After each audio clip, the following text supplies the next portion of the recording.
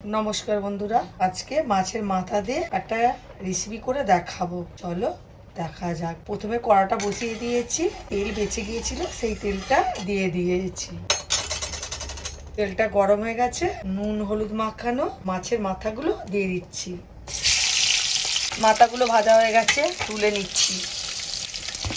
ওই তেলে নুন হলুদ মাখিয়ে রেখেছিলাম বেগুনগুলো দিয়ে দিচ্ছি। ওই তেলে কুচিয়ে রাখা পেঁয়াজগুলো দিয়ে দিচ্ছি, লঙ্কা দিয়ে দিচ্ছি। লাল লাল করে ভাজা গেছে, আদা রসুন পেঁয়াজের পেস্টটা দিয়ে দিচ্ছি। এক চামচ ঝাল লঙ্কা গুঁড়ো দিচ্ছি, হলুদ গুঁড়ো দিয়ে দিচ্ছি, সস দিয়ে দিচ্ছি। ভালো করে কষিয়ে নেব। কালারের জন্য হাফ চামচের অর্ধেক কাশ্মীরি লঙ্কা গুঁড়ো দিচ্ছি, হাফ চামচ জিরে গুঁড়ো দিয়ে দিচ্ছি। তেলটা ছেড়ে গেছে, কষানো হয়ে গেছে, জল ঢেলে দিচ্ছি। স্বাদ মতো নুন দিয়ে দিচ্ছি। ঝোলটা ফুটে গেছে, ভেজে রাখা মুড়োগুলো দিয়ে দিচ্ছি। গরম ভাতের সাথে খেতে দারুণ লাগবে। আমার এই রেসিপিটা ভালো লাগলে লাইক কমেন্ট শেয়ার ফলো ও সাবস্ক্রাইব করবেন। কমেন্টে জানাবেন কীরকম ঝালটা হয়েছে।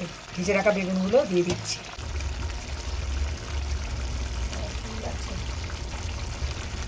ওপর দিয়ে ধনে পাতা ছড়িয়ে দিলাম।